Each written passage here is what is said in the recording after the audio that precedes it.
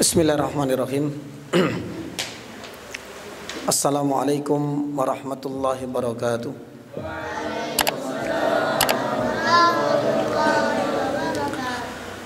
Innal hamdalillah nahmaduhu wa nasta'inuhu wa nastaghfiruh wa na'udzu billahi min shururi anfusina wa sayyiati a'malina.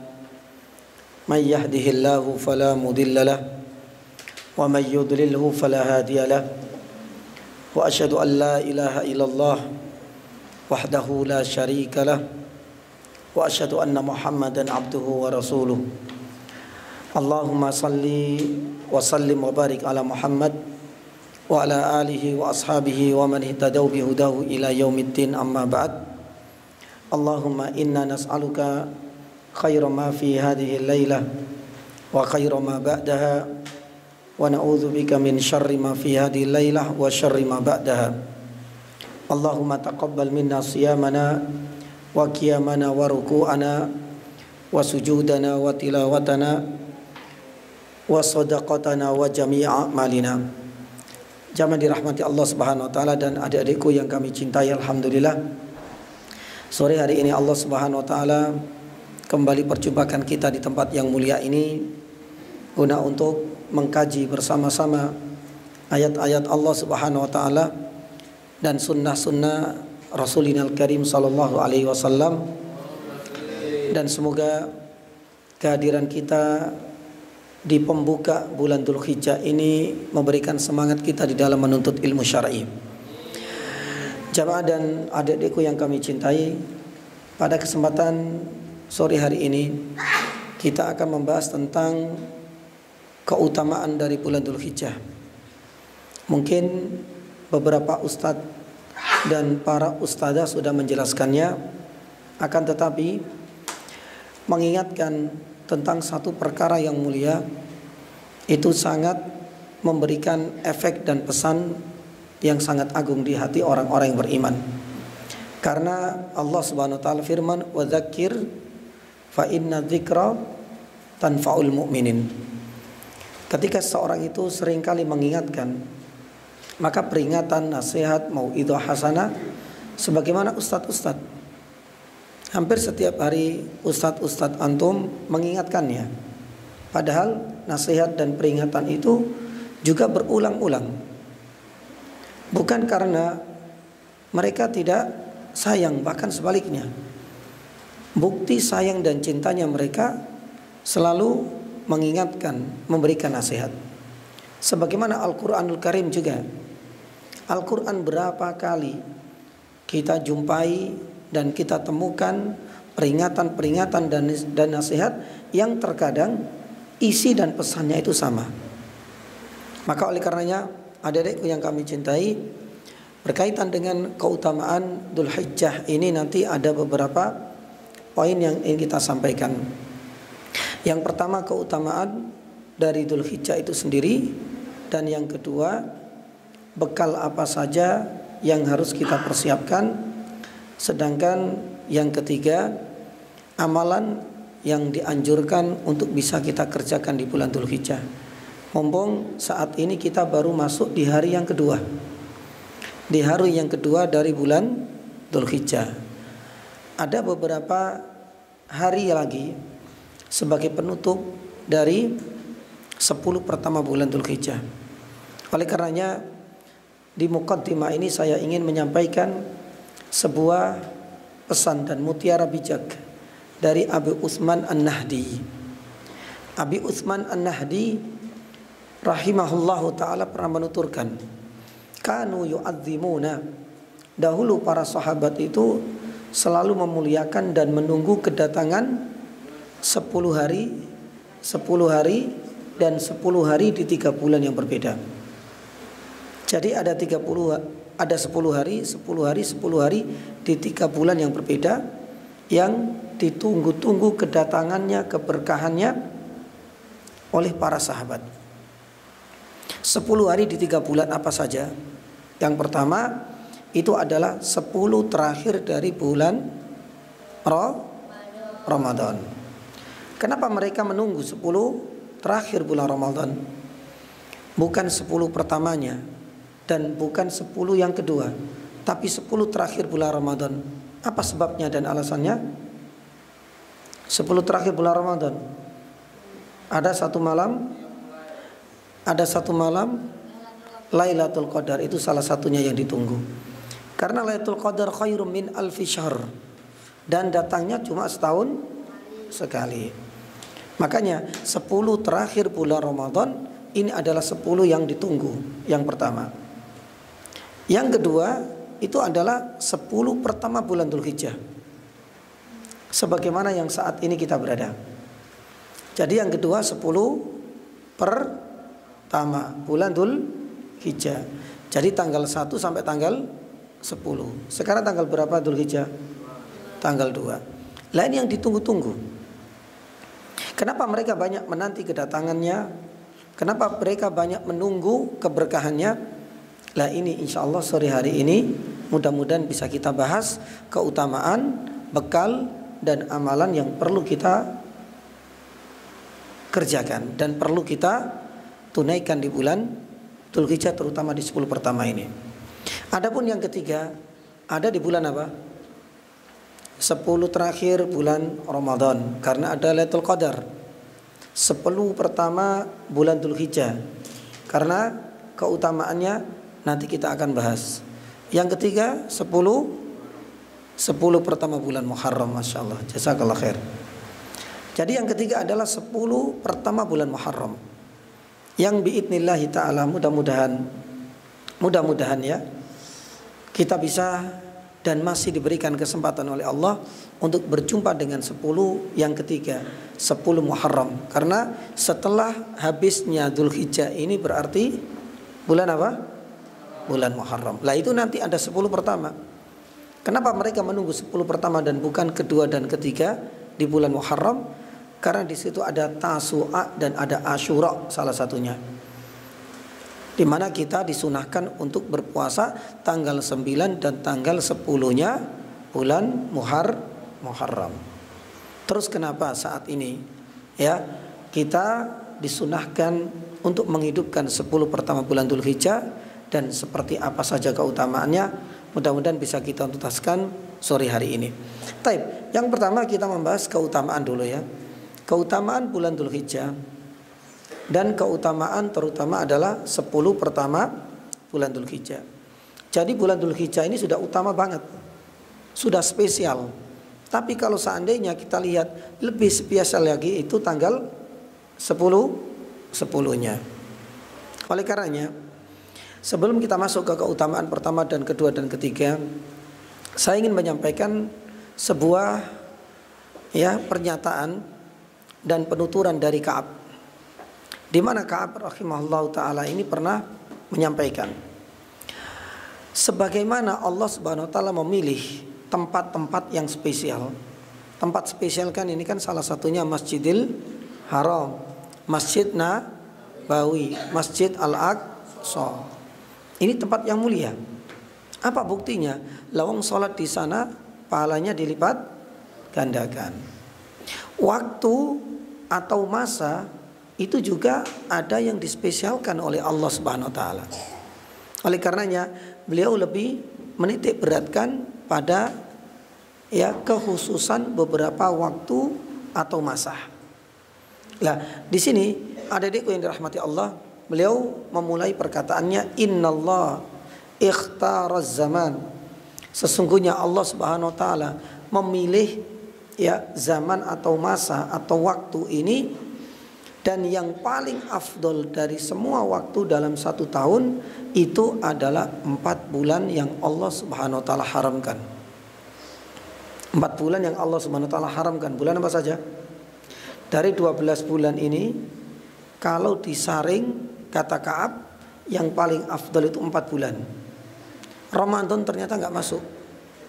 Bulan apa saja? Dzulqa'dah, Dzulhijjah, Muharram, dan Rajab. Masya Allah, jazakallah khair. Jadi ada 4 bulan. Dari 12 bulan ini, setiap tahunnya Allah Subhanahu wa taala menspesialkan 4 bulan yang dikenal dengan bulan-bulan yang Allah SWT sucikan atau bulan-bulan hurum, yaitu Dzulqa'dah yang sudah kita tinggalkan, Dzulhijjah yang saat ini kita berada, Muharram insyaallah bulan depan, dan yang terakhir agak jauh bulan Rajab. Taib. Dari 4 bulan ini, kalau disaring lagi, yang paling afdal bulan apa? Ada bulan Dzulqa'dah, Dzulhijjah, Muharram dan Rajab. Yang paling afdal bulan apa ini? Bulan Dzulhijjah. Dari 4 bulan ini kalau disaring lagi, yang paling spesial bulan apa? Bulan Dzulhijjah, subhanallah. Ya. Lah, bulan Dzulhijjah ini ada berapa hari? 30-an. Kalau disaring lagi, yang paling afdal 10 pertama, Masya Allah. Jadi dari 30 hari ini, kalau disaring yang paling afdol itu ternyata adalah 10 pertama bulan Dzulhijjah. Kalau seandainya 10 pertama ini disaring lagi, akan memunculkan satu hari yang paling mulia dalam 1 tahun. Tanggal berapa? Tanggal 9 atau tanggal 10 atau tanggal 1? Tanggal 10-nya. Lah ini nanti kita akan yang dibahas. Jadi semuanya, ya, adik-adikku yang dirahmati Allah dan jamaah yang dirahmati Allah Subhanahu wa taala, ya, dalam 12 bulan ini subhanallah, ternyata kalau kita sortir dan kita saring muncul 4 bulan. 4 bulan ini kalau kita saring lagi yang terbaik bulan Dzulhijjah. Bulan Dzulhijjah dalam 1 bulan ini kalau kita saring lagi yang terbaik 10 hari. 10 hari kalau kita saring lagi, tanggal berapa? Tanggal 10-nya itu yang paling afdol di dalam 1 tahun. Sebagaimana tatkala kita itu membicarakan tentang keutamaan manusia. Manusia yang paling afdol itu apa? Para nabi dan para utusan, para rasul. Kalau para nabi dan para utusan ini kita saring, yang paling afdal siapa? Para rasul. Para rasul kemudian kalau kita saring lagi, nanti akan muncul 5 utusan, 5 rasul. Siapa? Ulul azmi, subhanallah. Nuh, Ibrahim, Musa, Isa dan Muhammad. Dari 5 ini kalau kita saring lagi, itu muncul 2 rasul yang paling dimuliakan. Siapa? Nabi Ibrahim dan Nabi Sallallahu Alaihi Wasallam Muhammad. Dari 2 ini kalau kita saring lagi muncul Rasulullah Sallallahu Alaihi Wasallam. Lah, sebagaimana waktu pun yang demikian. Lah, ini semuanya ada di bulan yang saat ini kita berada keutamaannya. Mulai dari hari yang terbaik, 10 yang terbaik, bulan yang terbaik, semuanya ada di bulan Dzulhijjah. Oleh karenanya, poin yang pertama kita akan membahas keutamaan dari bulan Dzulhijjah. Bulan Dzulhijjah ini memiliki keutamaan sama dengan keutamaan bulan Dzulqa'dah yang dulu pernah kita sampaikan. Yang pertama apa? Dzulhijjah ini termasuk di antara 4 bulan yang Allah Subhanahu wa taala sucikan. Ya. Jadi termasuk di antara 1 dari 4 bulan yang Allah Subhanahu wa taala sucikan. Apa maksud dari disucikannya 4 bulan? Dzulqa'dah, Dzulhijjah sekarang, Muharram dan bulan yakni Rajab. Apa maksudnya? Abdullah ibnu Abbas radhiyallahu taala anhuma mengatakan bahwasanya disucikannya 4 bulan hurum ini karena konsekuensinya besar. 1. Nilai ketaatan sekecil apapun akan dilipat gandakan apanya? Pahalanya, Masya Allah. Sedangkan yang kedua, nilai dari kemaksiatan sekecil apapun akan dilipat gandakan apanya? Dosanya. Makanya ini berat. Jangan melihat dari sisi kita mengerjakan ketaatan akan dilipat gandakan pahalanya, tapi dosa pun akan dilipat gandakan pula, atau kemaksiatan akan dilipat gandakan dosanya. Itu berlaku pada 4 bulan. Dzulqa'dah kemarin, Dzulhijjah saat ini, Muharram, dan yang terakhir bulan Rajab. Oleh karenanya Allah Subhanahu wa taala berfirman di dalam surat At-Taubah ayat 36, "Fala tadzlimu fihinna anfusakum." Jangan sekali-kali engkau berbuat dolim di 4 bulan yang Allah Subhanahu wa taala sucikan, karena konsekuensinya berat. Oleh karenanya ya, mari kita jaga lisan kita, mari kita jaga hati kita, dan jaga pula seluruh anggota tubuh kita ini jangan sampai menodai 4 bulan yang Allah Subhanahu wa taala sucikan, termasuk bulan ini, yaitu bulan Dzulhijjah. Kita nggak pengen ya dosa kita semakin menumpuk meskipun yang kita kerjakan kemaksiatan kecil. Maka oleh karenanya ini menjadi pengingat untuk kita semua. Setiap tahun kalau Allah Subhanahu wa taala masih memberikan kita usia panjang, pasti kita akan melewati bulan-bulan ini. Maka ingatlah 4 bulan ini, jangan sampai kita menodai kesuciannya. Ini adalah keutamaan yang pertama. Keutamaan yang kedua, jamaah dirahmati Allah Subhanahu wa taala, para ulama yang mengatakan bahwa 10 pertama, kita bahas sekarang 10 pertama. 10 pertama ya di bulan Dzulhijjah ini adalah hari-hari terbaik untuk bisa mendapatkan pahala yang berlipat ganda. Sampai-sampai Rasulullah sallallahu alaihi wasallam pernah bersabda, "Ma min ayyam al-amalu salihu fiya ahabbu ilallahi min hadhil asyar." Jadi tidak ada hari-hari yang paling utama, yang paling dicintai ketika kita itu berbuat amal soleh, kecuali di saat kita mengerjakannya di 10 pertama ini. Mungkin bulan yang lalu kita membaca Al-Quran, di bulan ini dan di hari ini kita baca Al-Quran. Tapi yang paling dicintai oleh Allah di saat kita membaca Al-Quran di 10 pertama bulan Dzulhijjah. Bulan yang lalu kita pun sholat qiyamul lail, dan di hari-hari ini kita pun qiyamul lail. Tapi di sisi Allah yang paling dicintai itu ketika kita qiyamul lail, sholat malam di 10 pertama bulan Dzulhijjah ini. Dan itu sudah ditekankan oleh Nabi SAW. Tidak ada amalan yang paling afdol, kata Rasulullah. Tidak ada amalan yang paling dicintai oleh Allah kecuali ketika seorang hamba itu beribadah, beramal soleh di 10 pertama. Ini yang paling dicintai oleh Allah. Maka oleh karenanya jamaah yang dirahmati Allah Subhanahu wa taala, menjadilah bulan Dzulhijjah ini sebagai apa? Ummahatul ibadat, induk dari semua ibadah. Hampir semua ibadah itu bisa kita kerjakan di 10 pertama bulan Dzulhijjah, yang barangkali tidak bisa kita kerjakan di bulan-bulan yang lain. Kita bisa mengerjakan di 10 pertama dan bulan Dzulhijjah ini sunnah puasa. Kita bisa mengerjakannya itu dengan qiyamul lail. Kita bisa mengeluarkan zakat. Kita juga bisa berhaji, karena haji hanya di bulan apa? Dzulhijjah. Gak mungkin kita jumpai orang haji di luar bulan Dzulhijjah. Makanya Ibnu Rajab pun demikian dengan Ibnu Hajar Al-Asqalani mengatakan, ummahatul kitab, ummahatul ibadah, induk dari semua ibadah itu terkumpul di 1 bulan ini, yaitu bulan Dzulhijjah.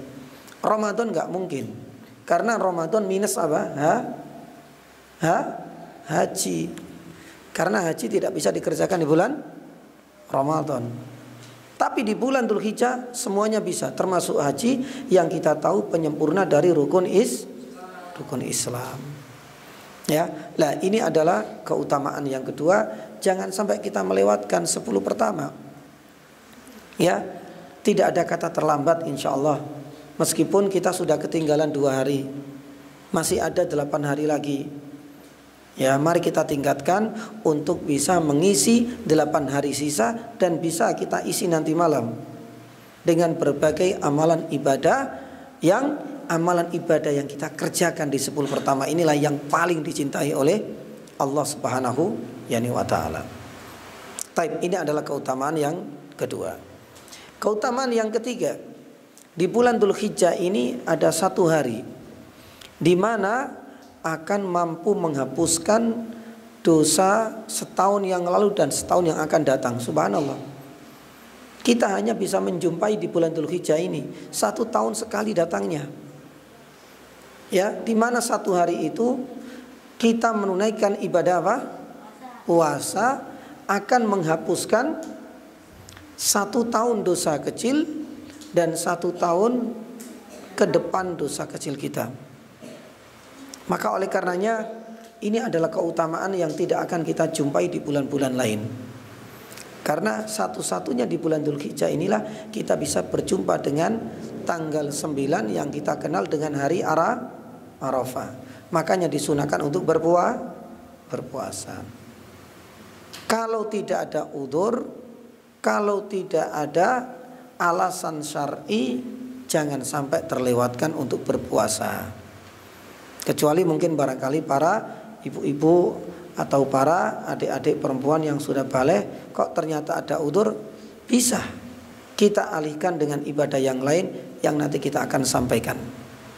Tapi intinya kalau nggak ada udzur, wallah, jangan sampai tinggalkan 1 hari dengan puasa. 1 hari kita puasa sunnah, subhanallah. 1 tahun yang lalu dosa kita dileburkan, 1 tahun yang akan datang dosa kita juga dihapuskan. Kita dapat bonus plus dari Allah Subhanahu wa taala. Nah, ini menjadi keutamaan yang ketiga. Adapun keutamaan yang keempat, jamaah dirahmati Allah Subhanahu wa taala, ya, di bulan Dzulhijjah inilah kita akan bertemu dengan 1 hari yang paling mulia, yang paling agung dalam 1 tahun. Artinya dalam 1 tahun ini kan ada beberapa hari, ada beberapa tanggal, ada beberapa bulan. Tapi kalau kita saring tadi, ada 1 hari yang paling mulia dan paling afdol. Dan hari itu adalah tanggal 10 bulan Dzulhijjah. Ya, dan 10 bulan Dzulhijjah ini adalah hari di mana kaum muslimin yang tidak menunaikan ibadah haji bisa menyembelih hewan kurban. Di sini ada penyembelihan kurban ya, setiap tahun, alhamdulillah. Ini hari yang paling afdol, ini hari yang paling mulia. Nah, jamaah dirahmati Allah Subhanahu wa taala, ini adalah 4 keutamaan penting dari bulan Dzulhijjah. Di mana hari ini termasuk hari yang disucikan, atau bulan Dzulhijjah 1 di antara 4 bulan yang disucikan. Yang kedua tadi apa? Hari-hari yang terbaik, dan itu adalah 10 pertama. Di bulan Dzulhijjah ada 1 hari yang bisa meleburkan dosa kecil setahun yang lalu dan setahun yang akan datang, tanggal 9 yang kita kenal dengan hari Arafah. Dan keutamaan yang terakhir yang keempat, ada 1 hari yang paling afdol, itu tanggal 10 Dzulhijjah. Baik, ini adalah poin yang pertama, jamaah dirahmati Allah Subhanahu wa taala. Adapun poin yang kedua adalah bekal. Bekal apa yang perlu kita persiapkan untuk menyambut hari-hari yang paling spesial. Ya, kalau kita merasakan ada hari yang paling spesial, Ustaz, kapan itu? Ketika kita lulus dan ketika kita berpamitan untuk sekolah di luar atau kuliah di luar misalnya. Pasti persiapannya berhari-hari. Mungkin ada orang yang hari spesial itu adalah hari di saat kita mau menikah, Ustaz. Itu persiapannya berbulan-bulan. Maka pun demikian dengan bulan Dzulhijjah, di mana di situ ada 10 hari yang paling Allah Subhanahu wa taala muliakan. Butuh penyambutan, butuh persiapan untuk menyambutnya. Jangan dianggap biasa. Jangan dianggap 10 hari ini seperti hari-hari dan tanggal-tanggal biasa, jangan. Ya, maka disinilah ada beberapa bekal yang perlu kita persiapkan. Bekal yang pertama itu adalah, ya, niatkan, ikhlaskan dan kuatkan ketulusan kita dalam beribadah kepada Allah Subhanahu wa taala. Mari kita jaga lagi hati kita, mari kita tata lagi keikhlasan kita di dalam beribadah. Ikhlaskan. Karena ikhlas ini adalah bekal yang paling mulia. Kenapa demikian? Karena ikhlas ini menjadi batu sandungan, menjadi ujian, terutama bagi orang-orang yang diberikan keluasan rezeki bisa melakukan ibadah yang mulia di bulan Dzulhijjah ini. Yang pertama adalah ibadah haji. Gak semua orang bisa melakukan ibadah haji, apalagi untuk Indonesia. Jaraknya jauh, biayanya juga mahal. Masa menunggu untuk melakukan ibadah haji pun harus menunggu waktu yang lama. Kebanyakan kalau kita data, kebanyakan atau mungkin barangkali 90 atau 80% banyak orang yang meninggal belum sempat haji dari penduduk Indonesia ini. Karena memang sulit, jarak tempuhnya juga jauh, biayanya mahal, waktu tunggu seandainya pun sudah daftar, waktu tunggu itu juga cukup lama. Maka oleh karenanya, jamaah dirahmati Allah Subhanahu wa taala, ini menjadi ujian berat bagi orang-orang yang melaksanakan ibadah haji. Kenapa? Dengan adanya gadget saat ini, dengan adanya HP, ternyata ini yang sering kali merusak atau mengurangi kesempurnaan pahala ibadah haji. Sudah nunggu lama, ongkosnya pun mahal. Maaf, di sana cuma suka pamer ibadah, atau malah sering pamer makanan, atau pamer shopping, belanja. Kan eman banget. Padahal kesempatan untuk haji itu bisa jadi tidak akan datang yang kedua kalinya. Karena mikir-mikir ongkosnya, waktu tunggunya. Kecuali orang yang benar-benar kaya bisa untuk melaksanakan ibadah tiap tahun, ibadah haji. Tapi kan gak semua orang bisa. Maka oleh karenanya ini menjadi ujian berat. Maka seharusnya bagi orang yang mau melaksanakan ibadah haji, persiapan sebelum mereka masuk Dzulhijjah, yang pertama adalah perkuat niat dan luruskan niat mereka untuk selalu ikhlas di dalam beribadah. Haji hanya untuk mengharap ridha Allah Subhanahu wa taala. Tapi bukan berarti orang yang enggak haji aman. Belum tentu. Karena orang yang enggak haji nanti juga akan menjadi ujian berat di saat sebagian kaum muslimin yang tidak melaksanakan ibadah haji, yang diberikan kelonggaran rezeki di mana mereka bisa menyembelih hewan kurban. Nah, ini ujian juga. Kadangkala hewan kurbannya diupdate terus jadi status WA. Ya, karena merasa bahwasanya loh, ini adalah sapi satu-satunya yang paling mahal di Indonesia, Ustaz. Diekspos terus, dibuat video disebarkan, para wartawan dan jurnalis diundang. Ya, ngapain? Ini adalah ibadah yang private. Ini sifatnya pribadi antara kita dengan Allah Subhanahu wa taala, bukan untuk konsumsi publik, bukan untuk dipamer-pamerkan. Nah, ini pun menjadi ujian, terutama bagi orang-orang yang diberikan kelebihan rezeki dan kelapangan rezeki. Maka oleh karenanya Allah Subhanahu wa taala berfirman dalam surat Al-Hajj ayat yang ke-28, la yanalallaha luhumuha wala dima'uha walakin yanaluhu taqwa minkum. Ketika kalian diberikan keluasan rezeki untuk bisa menyembelih hewan kurban tahun ini, Allah enggak butuh berapa berat bobot hewan yang engkau sembelihkan. Allah enggak butuh berapa berat daging yang engkau bagikan kepada kaum muslimin. Wala dima'uha, Allah enggak butuh juga. Karena hewannya besar, akhirnya darahnya pun lebih banyak mengucur. Allah enggak butuh ini semua. Yang dibutuhkan Allah apa? Walakin yanaluhut taqwa minkum. Yang dibutuhkan dari kalian adalah apa? Ketakwaan, keikhlasan. Haji pun yang dibutuhkan keikhlasan. Sekalipun reguler harus menunggu waktu lama karena ada haji khusus yang datang akhir-akhir, pelayanannya, servisnya paling leks, paling memuaskan, hotelnya paling mewah, jaraknya paling dekat dengan Masjid Nabawi dan Masjid yani Haram. Itu semua bagi Allah Subhanahu wa taala enggak dilihat. Yang dilihat apa ketika haji? Takwa. Sebagaimana tatkala kita itu menyembelih hewan korban. Sekalipun yang disembelih itu maaf, kambingnya enggak terlalu mahal, enggak terlalu juga gemuk, tapi sudah layak, sudah terpenuhi kriteria dan syaratnya. Harganya pun ya paling murah. Dagingnya insya Allah enggak terlalu seberapa. Tapi kalau seandainya kita menyembelih kambing tersebut niatnya untuk Allah, ikhlas mencari ridhonya, ini yang akan dilihat oleh Allah dan ini yang akan diterima sebagai bentuk persembahan. Berbeda dengan orang-orang yang mungkin barangkali dia harus mengeluarkan 1 M untuk seekor sapi limosin. Ngerti limosin?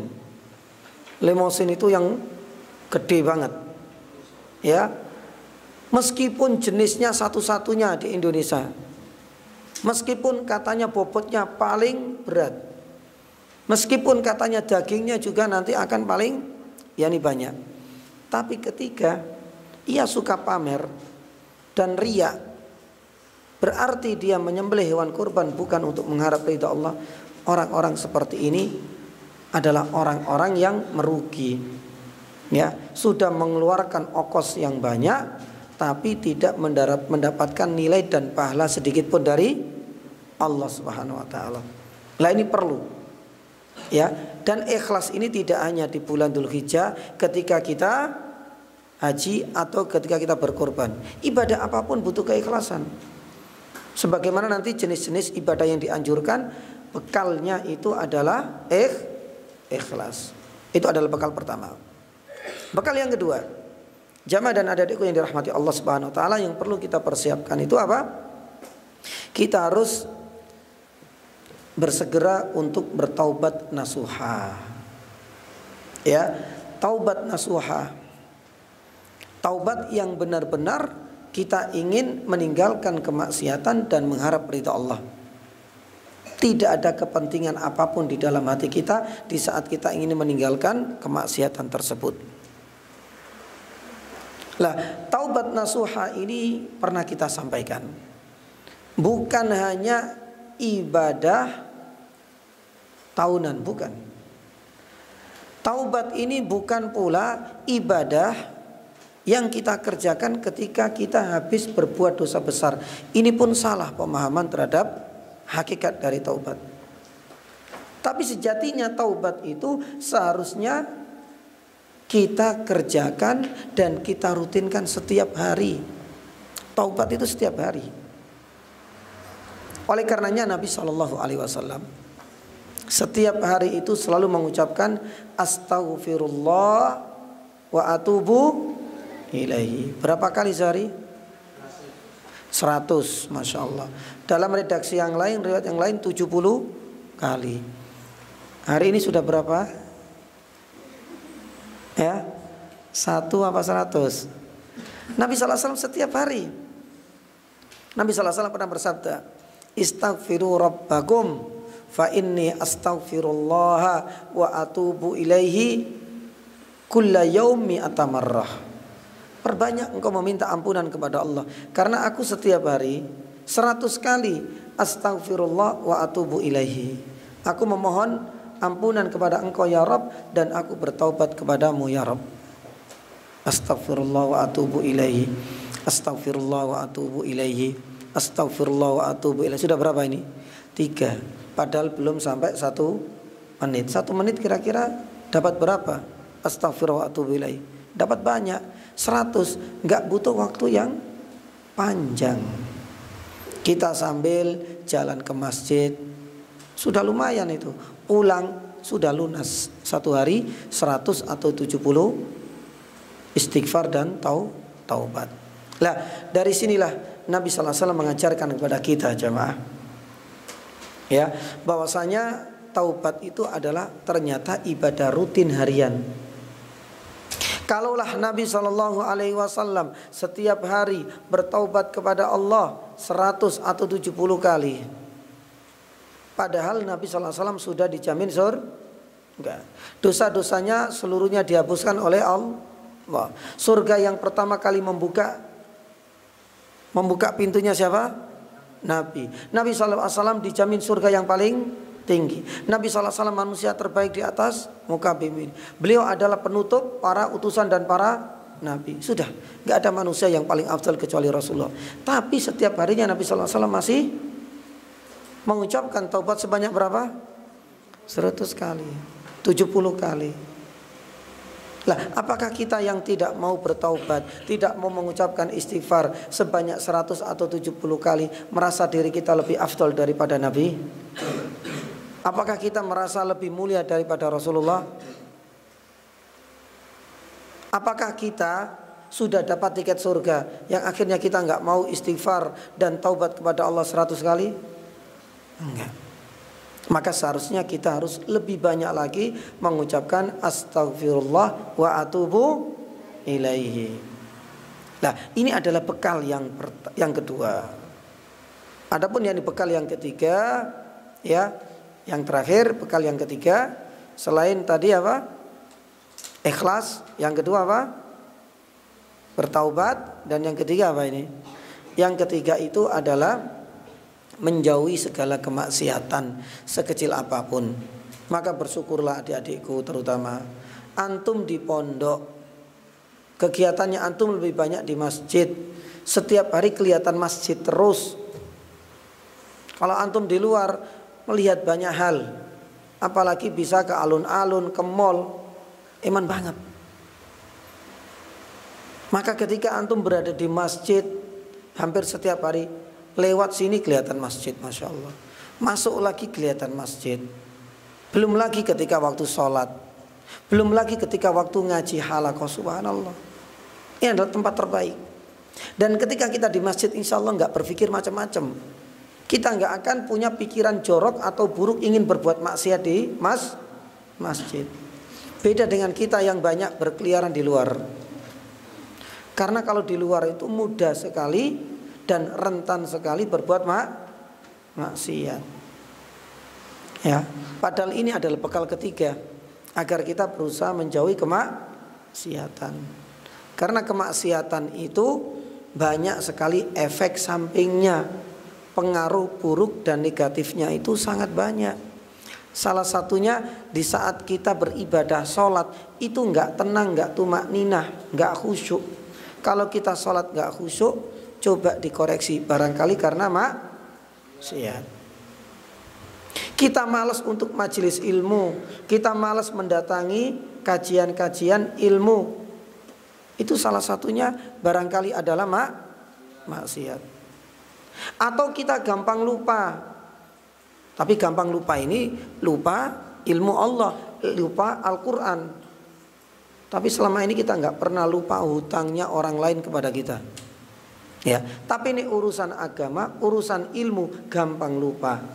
Kalau seandainya kita itu gampang lupa, berarti mari koreksi juga diri kita. Barangkali itu karena apa? Maksiat. Lawang Imam Syafi'i saja pernah mengeluh kok, kacau hafalannya.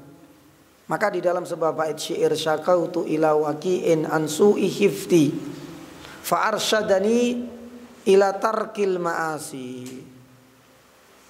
Aku pernah mengeluh kepada Waqi', gurunya, ya Allah, hafalanku kok kacau hari ini.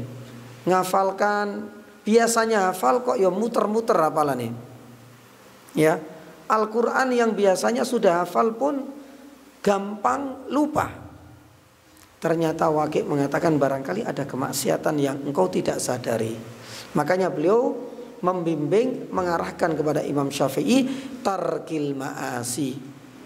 Tark itu meninggalkan, ma'asi maksiat. Maka pun demikian dengan kita, agar kita merasa nikmat, menyambut dengan meriah, agar kita merasa bahagia dengan kedatangan hari-hari terbaik.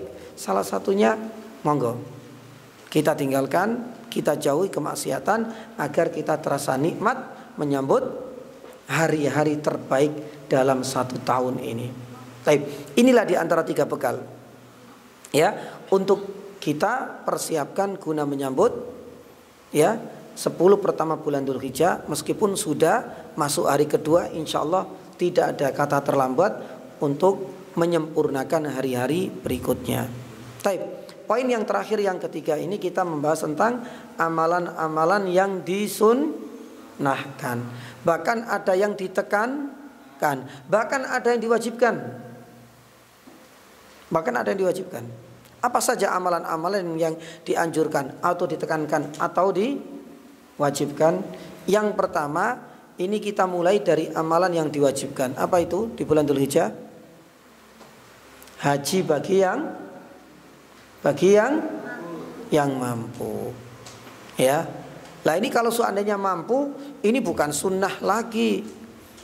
Ini bukan mustahab lagi, tapi hukumnya apa? Wajib. Dan kita tahu kewajiban haji hanya ada di bulan apa? Dzulhijjah. Nah ini adalah amalan yang pertama yang diwajibkan, yaitu ibadah haji bagi mereka yang mampu. Amalan yang kedua, ya, kalau seandainya hari pertama dan hari kedua kemarin belum puasa, amalan yang ditekankan, ya, di hari yang kedua, di amalan yang kedua ini adalah puasa. Ya. Puasa ini adalah amalan yang sangat dianjurkan di 10 pertama bulan Dzulhijjah. Nah, di sini ada tingkatan-tingkatan. Tingkatan yang paling afdol itu puasa tanggal 1 sampai tanggal 9. Itu yang paling afdol. Jadi seharusnya kita mulai kalau tanggal 1 sampai tanggal 9 ya kita mulai kemarin. Hari ini sampai nanti hari Ahad, puasa 9 hari. 9 hari, dan di tanggal 9-nya hari Ahad itu adalah hari Arafah. Nah, ini tingkatan yang paling afdol. Kalau seandainya kita bisa mengisi 9 hari dengan puasa, ini yang paling mulia. Tapi saya nggak bisa, Ustaz. Ya, saya nggak mampu 9 hari. Beda dengan Ramadan. Ramadan poso, yang lain poso semua. Lah ini kan nggak semua puasa. Lah kalau nggak bisa 9 hari, padahal ini adalah kebiasaannya Rasulullah, Ibnu Umar pun demikian, Atha bin Abu Rabah juga pernah merutinkan ini. Kalau nggak bisa 9 hari, paling tidak kita memilih hari-hari yang biasa dipuasai oleh Rasulullah, Senin, Kamis, dan puasa Arafah. Besok Senin kan? Besok Senin. Lah, mumpung Senin, jadi ada hari Senin, ada hari Kamis, dan ada hari Ahad. Karena hari Ahad itu tanggal 9 Dzulhijjah. Alhamdulillah dapat 3. Kalau seandainya kita nggak bisa mengisi 9 hari, Senin Kamis juga nggak bisa. Ini tingkatan kedua. Kalau seandainya Senin Kamis dan puasa Arafah nggak bisa, paling tidak jangan sampai kita tinggalkan puasa yang terakhir. Puasa apa? Puasa Arafah tanggal 9. Puasa semua insya Allah puasa ya.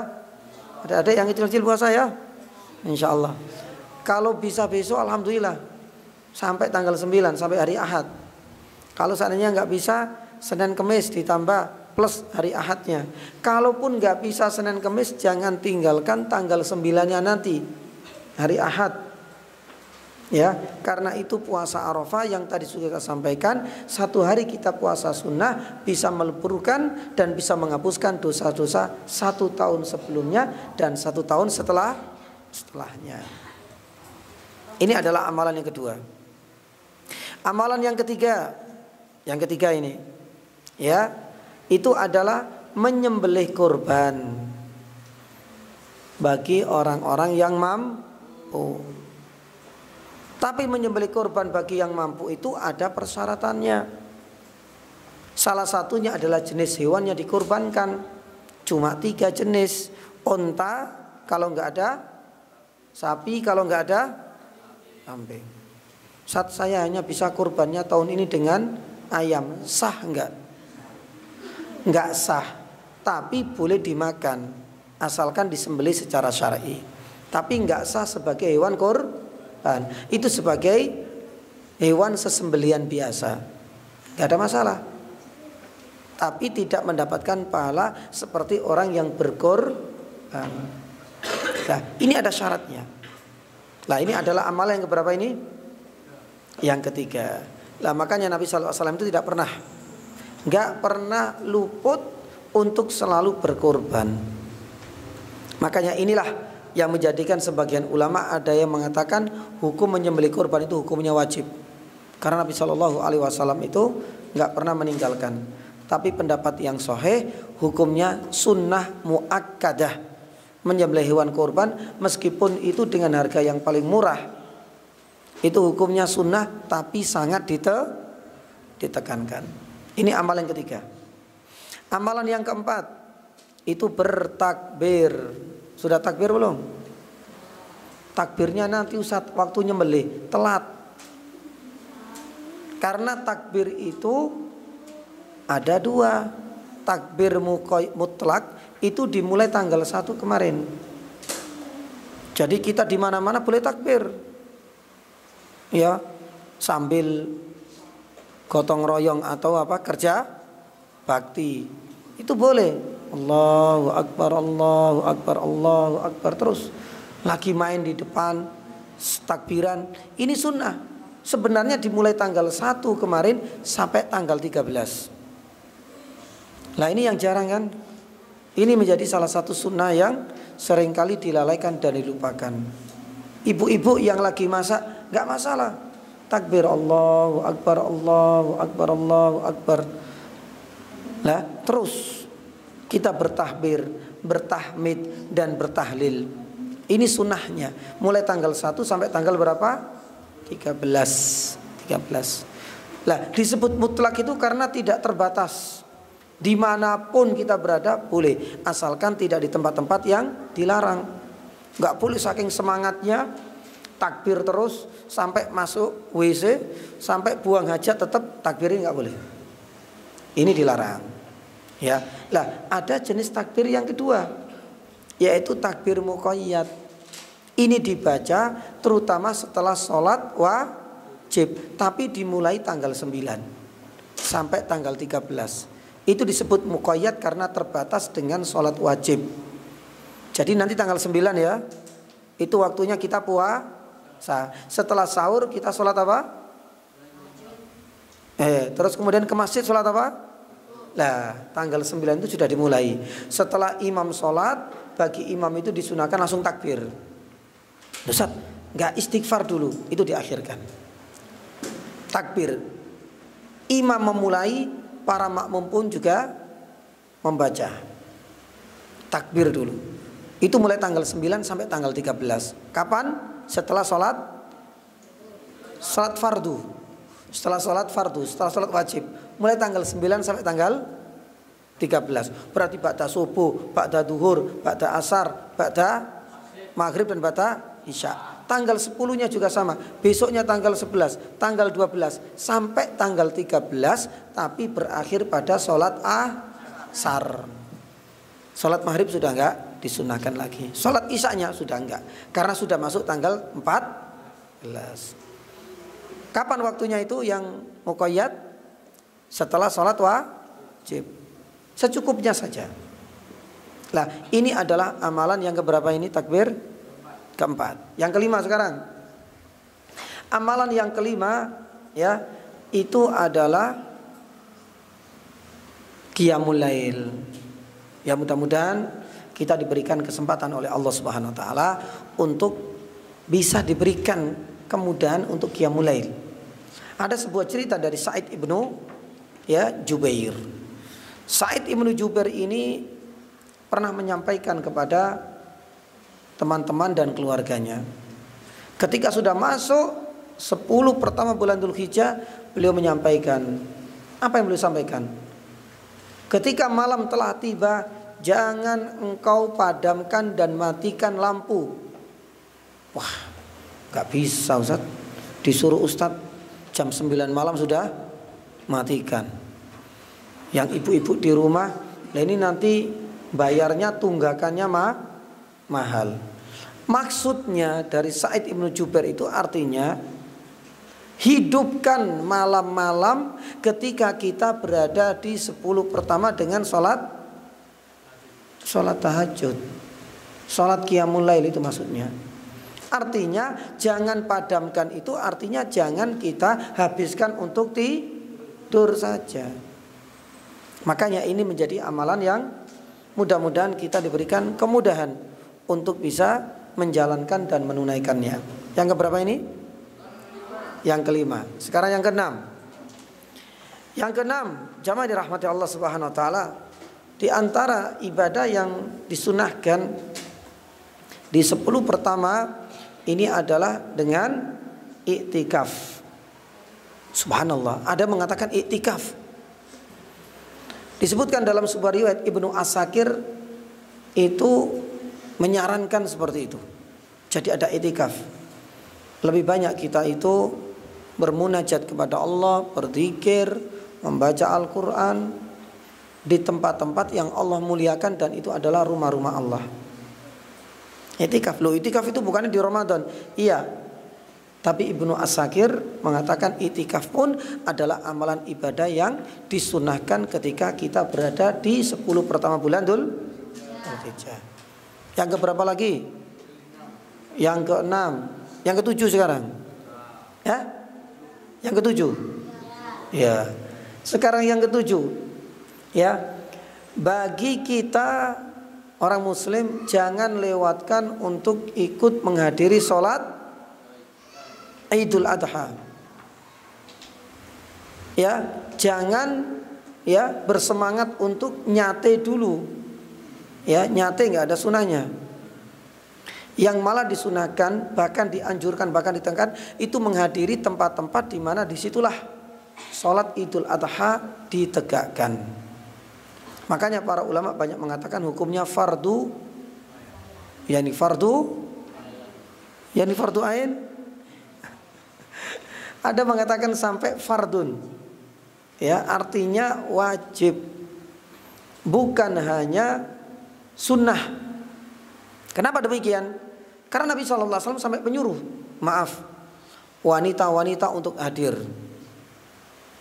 Sekalipun mereka itu sedang haid atau nifas, itu disunahkan tetap menghadiri, ikut serta hadir di lapangan meskipun enggak yakni sholat. Sampai ada penekanan seperti itu. Makanya Imam Ahmad sampai mengatakan hukumnya itu fardun, bukan hanya sunnah. Yang berikutnya yang keberapa? Yang kedelapan. Jamaah dirahmati Allah Subhanahu wa taala, di antara ibadah yang ditekankan itu adalah mempelajari hukum fikih tentang haji dan tentang fikih kurban. Nah, ini yang perlu kita pelajari. Kalau selama ini kita sudah membaca fikih sholat, bagus. Selama ini kita sudah mempelajari fikih toharoh bersuci, juga bagus. Karena itu hukumnya wajib juga untuk kita pelajari. Tapi kenapa? Ya, mendekati hari-hari seperti ini kayaknya kita kurang semangat untuk mempelajari hukum tentang haji atau hewan kurban. Yang antusias itu biasanya beli arang sama beli tusuk sate, itu yang semangat. Padahal kalau kita lihat Abdullah ibnu Az-Zubair ibnu Al-Awwam ketika sudah mendekati 10 pertama bulan Dzulhijjah, kajian-kajian semuanya diganti tema. Kalau sebelumnya ada kajian tafsir, kajian akidah, kajian itu khusus untuk 10 pertama diganti temanya semua tentang fikih haji dan fikih kurban. Loh, fikih haji ku nanti saja Ustaz kalau mau berangkat haji. Lah kalau nggak berangkat kapan kita belajar fikih haji? Padahal itu juga ilmu yang wajib kita pelajari. Fikih kurban nanti saja kalau seandainya ada keluasan rezeki, kalau memang Allah berkehendak untuk saya bisa menyembelih tahun ini, saya akan belajar fikih kurban. Fikih kurban itu tidak dipelajari ketika kita mau berkorban, tapi itu sebuah ilmu syar'i yang wajib dipelajari oleh semua kaum muslimin. Maka oleh karenanya jamaah dirahmati Allah Subhanahu wa taala, inilah di antara amalan-amalan ibadah. Ada yang diwajibkan seperti haji, ada yang sangat ditekankan. Ya, salah satunya itu adalah menghadiri Idul Adha.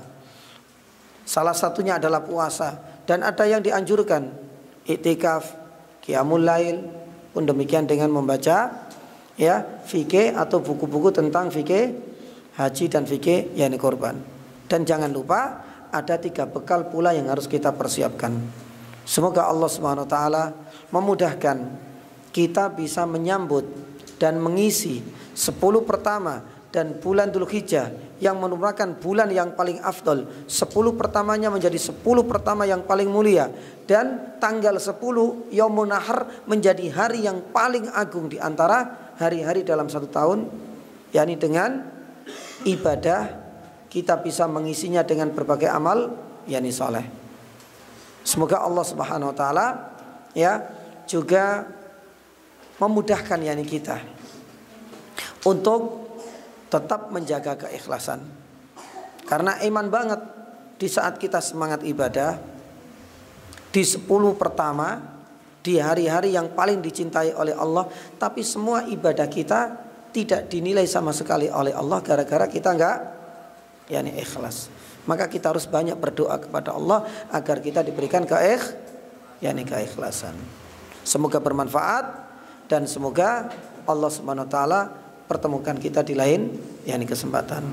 Ya, demikian subhanallah asyhadu alla ilaha illa anta astaghfiruka wa atubu ilaik wa sallallahu ala nabiyyina Muhammadin wa ala alihi washabbihi wasallam. Assalamualaikum warahmatullahi wabarakatuh.